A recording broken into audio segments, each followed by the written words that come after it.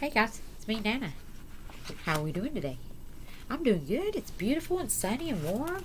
I hope you're having a good day. We're going to read the story today, Sammy the Seal by Sid Hoff. He is the author that wrote the story I read a little while back called Danny and the Dinosaur, right? Remember that story about the dinosaur? This is about the seal. So, it's about what happens when Sammy, the adventurous seal, leaves the zoo for the day. He goes to the city, he finds a school full of kids, and new things to do, and he even learns to read. So let's hear this story. Oh, goodness. Okay.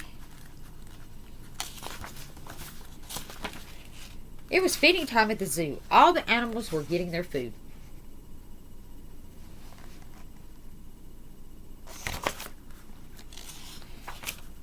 The lions ate their meat, and the elephants ate their hay.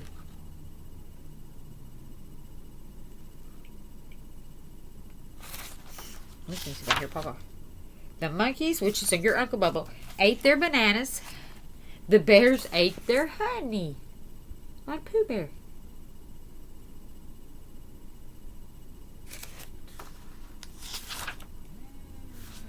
Then it was time for the seals to be fed. Mr. Johnson took them fish. Hooray for fish, said the seals. They jumped in the water. That's what they do when they're happy.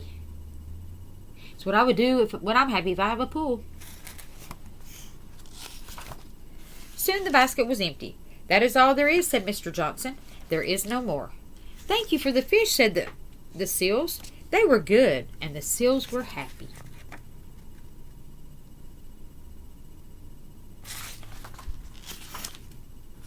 All but one little seal was not happy. He sat by himself. He looked sad. What is wrong, Sammy? Said Mr. Johnson. I want to know what it's like outside the zoo, said the little seal. I want to go out and look around.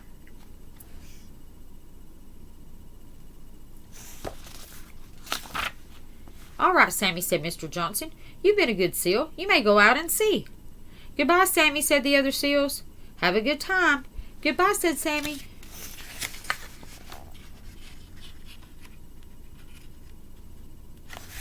All of them must have went out too, because they all seem like they know what's happening out there. Where are you going? Said the zebra. I'm going out, said Sammy. Have fun, said the hippo.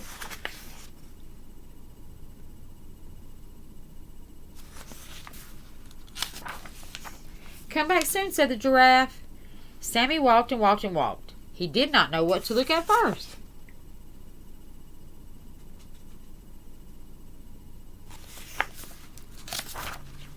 That seal must be from out of town, said a man. Sammy looked at everything. See, he's looking at the tall skyscrapers, the tall buildings, and the manhole where the men work under the streets. He's got to see what's happening. What street is this? Said a man. I'm a stranger here myself, said Sammy. I guess it's feeding time here too, said Sammy. All the people are in the restaurants eating. There's a lot of traffic on the road. It's dinner time.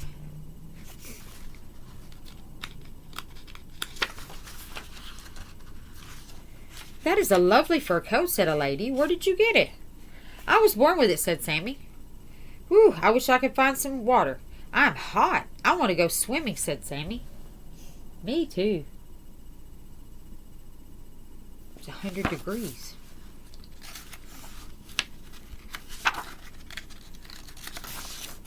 We're sorry, there's no room for you in this puddle, said the birds.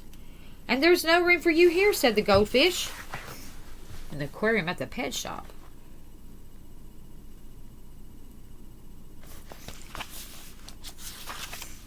Oh, keep out, said the policeman. You cannot swim in there.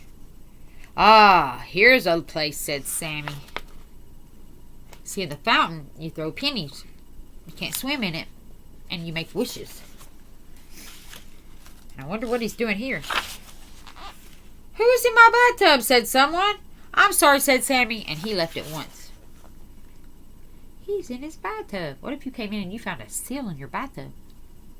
Would you be excited? Could be Sammy. Some children were standing in line. Sammy got in line too. "What are we waiting for?" asked Sammy. "School. What do you think?" said a boy. "That will be fun. I will come too," said Sammy.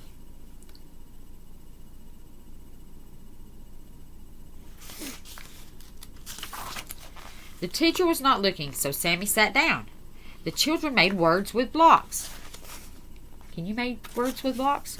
That's cat, C-A-T, dog, D-O-G, seal, S-E-A-L.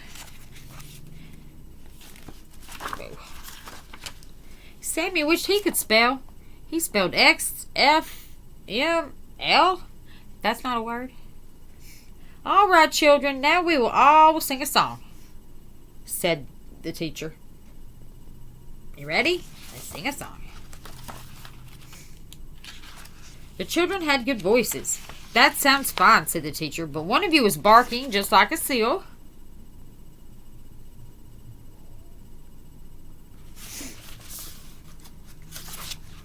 "Is it you, Joey?" said the teacher.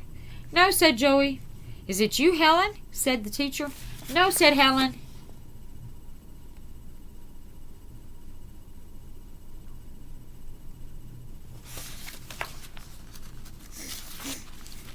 "Is it you, Dorothy, Robert, Fred, Joan, or Agnes?" "No," said the children. "Then it must be you," said the teacher. "Could it be Sammy?" "I'm sorry, this school is just for boys and girls. Please let me stay," said Sammy. "I will be good." "All right, you can stay," said the teacher. She's nice. Sammy's nice. Whoa. Sammy was happy. He sat at his desk and looked at the teacher. He learned how to read. Can you read? Pretty sure most of you can. I like to read. He learned how to write. He wrote Sammy. S-A-M-M-Y. Sammy. "And now it is time to play," said the teacher. "Who wants to play a game?" "We do," said the children. I'd say, "And Sammy." They threw the ball over the net. "The ball must not touch the ground," cried Sammy's team. "Somebody catch the ball." Uh-oh, look where it's going. Did you know what seals like to play with? Let me show you. Sammy caught the ball on his nose. They like to play with balls on their nose. A boy on the other team tried to catch the ball on his nose too. "Boys must catch with their hands," said the teacher. "If you don't, you will get a black eye." Sammy tried to catch the ball with his flippers. "Seals must catch with their noses," said the teacher. Up and down went the ball, from one side to the other. At last, the teacher blew her whistle. "Who wins?" said the children. "It is even," said the teacher. Everybody was happy.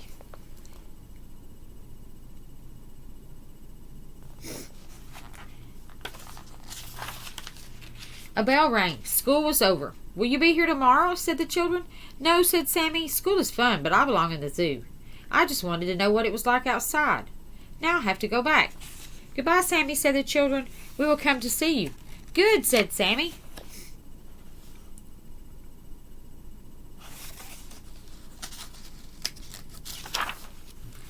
Sammy was in a hurry to get back to the zoo. He had so much to tell the other seals. "May I welcome you home, Sammy?" said Mr. Johnson.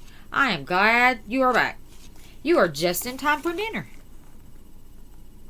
Perfect timing.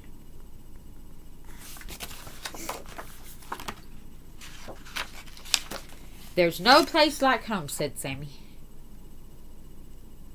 I think that too, don't you? That there's no place like home? There's no place like home.